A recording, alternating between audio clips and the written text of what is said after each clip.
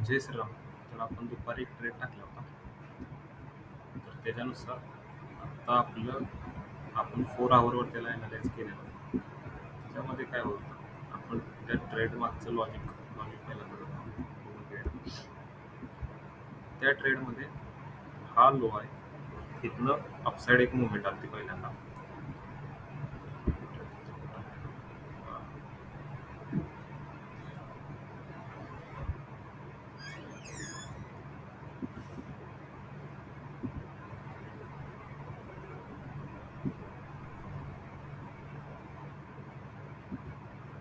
इथून एक मुवमेंट आली,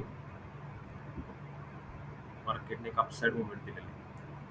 मार्केट पुन्हा एकदा तिथं झालं, पण लो नाही बनवलं.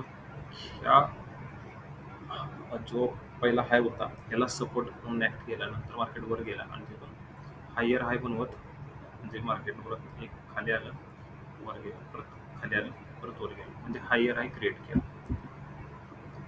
आता ही 4 आवरच्या टाइम फ्रेममध्ये मार्केट हायर हाय बनवते, म्हणजे लो ब्रेक करत नाही. आता जर आपण वरून बघितलं,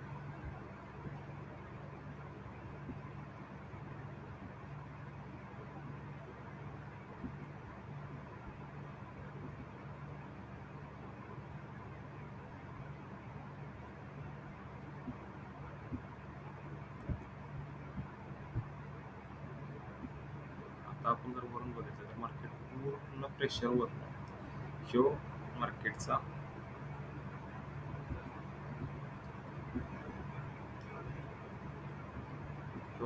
ऑल टाइम हाय रेजिस्टन्स आहे.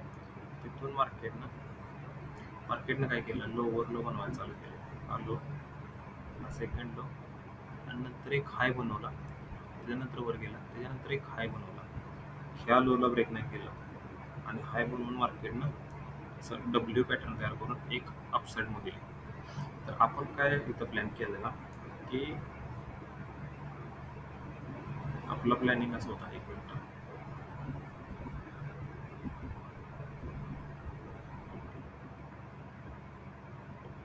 आपलं प्लॅनिंग काय होतं, दुपारच्या व्हिडिओत आपण असं जसं बोललो तसं की मार्केटने एक मुवमेंट देईल आणि जेव्हा रेटेस्ट आहे तेव्हा आपली एंट्री असेल आणि इथपर्यंत आपलं फर्स्ट टार्गेट असेल, ही सेकंड आहे आणि ही थर्ड टार्गेट आहे.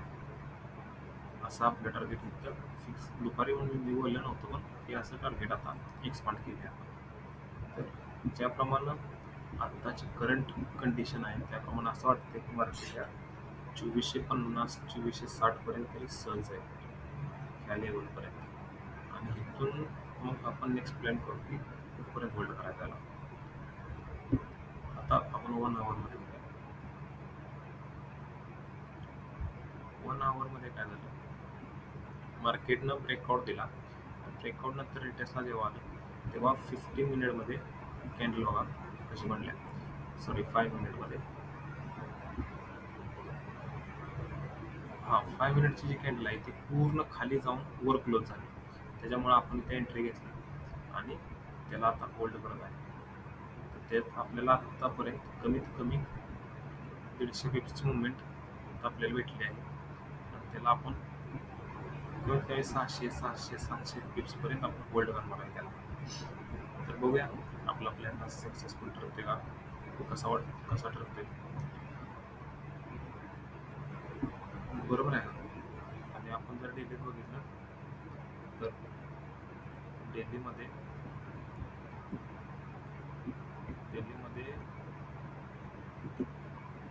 इथंच अनवॉन्टेड पण कॅन्डल आहे आणि अनवॉन्टेड कॅन्डल पण आहे.